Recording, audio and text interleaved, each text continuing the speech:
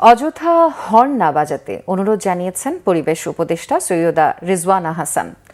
হর্নের বিরুদ্ধে মোটর শোভাযাত্রায় তিনি কথা বলেন। শনিবার সকালে পরিবেশ অধিদপ্তর এবং ঢাকা মেট্রোপলিটন পুলিশের যৌথ উদ্যোগে শোভাযাত্রাটি আয়োজন করা হয়। এর আগে সংসদ ভবনের দক্ষিণ প্লাজায় মানববন্ধন করেন তারা। প্রধান অতিথির বক্তব্যে সৈয়দা রিজওয়ানা হাসান বলেন, শব্দ দূষণ নিয়ন্ত্রণের সচেতনতা বৃদ্ধি করতে হবে। এজন্য গণমাধ্যমের সহায়তা চান তিনি। দেশের বৃহৎ জনগোষ্ঠীকে বধির হওয়ার হাত থেকে রক্ষা করতে গাড়ির হর্ন না বাজাতে অনুরোধ করেন পরিবেশ উপদেষ্টা। এছাড়া আতশবাজির জন্য একটি নির্দিষ্ট স্থান নির্ধারণ করে দেওয়ার ঘোষণা দেন তিনি। পরিবেশ অধিদপ্তরের শব্দ দূষণ নিয়ন্ত্রণে সমন্বিত ও অংশীদারিত্বমূলক প্রকল্পের আওতায় শোভাযাত্রাটি ফার্মগেট, কার্বন বাজার, সার্ক ফোয়ারা ঘুরে বিজয় সরণি হয়ে আগারগাঁওয়ে এসে শেষ হয়। নিয়ন্ত্রণের জন্য একটা প্রকল্প ছিল, প্রায় 15 কোটি টাকা। সেই প্রকল্পের অর্ধেকেরও বেশি টাকা খরচ হয়ে গেছে। এটা কোনো দৃশ্যমান ফল হয়নি।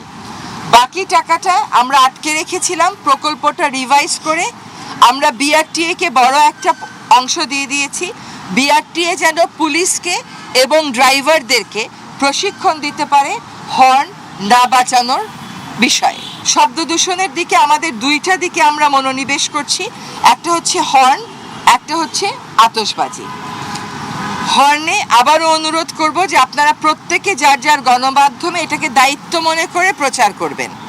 দ্বিতীয় হচ্ছে নিজের গাড়িতে হর্ন বাজানো বন্ধ করবেন।